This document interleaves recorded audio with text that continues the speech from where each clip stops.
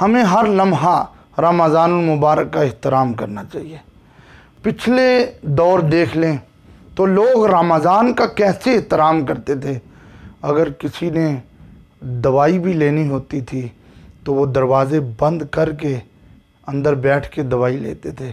لیکن آج کیسا ماحول ہے، بازاروں میں سگریٹ پی جا رہی ہے، بازاروں میں لوگ پان کھا رہے ہیں، چوکوں میں بیٹھ کے پان کھائے جا رہے ہیں۔ کیا جواب دیں گے رب کی بارگاہ میں؟ میرے آقا صلی اللہ علیہ وآلہ وسلم کی حدیث پاک صحیح ابن خزیمہ والوں نے نقل کی۔ میرے مصطفیٰ فرماتے ہیں اگر میری امت کو پتہ چل جائے کہ رمضان کی کیا شان ہے تو میری امت اللہ کی بارگاہ میں عرض کرے یا اللہ سارا سال ہی رمضان رہے۔ اور حضرت سیدنا ابو ہریرہ رضی اللہ تعالیٰ عنہ فرماتے ہیں میرے آقا صلی اللہ علیہ وآلہ وسلم نے فرمایا جو ایک روزہ اللہ کی رضا کے لیے رکھتا ہے اس کے لیے اجر کتنا ہے؟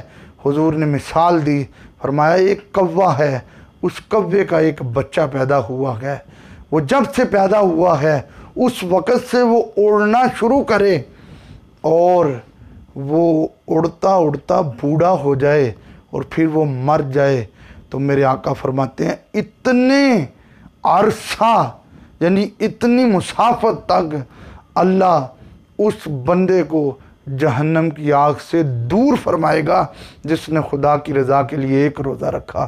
جو ایک روزہ رکھے اس کو یہ اجر ہے اور جو 30 روزے رکھے پھر اس کی کیا شان ہوگی۔ مسند امام احمد بن حنبل میں یہی حدیث پاک ہے۔ لہٰذا ہمیں رمضان المبارک میں روزے رکھ کر اپنے گناہوں کی معافی کروانی ہوگی۔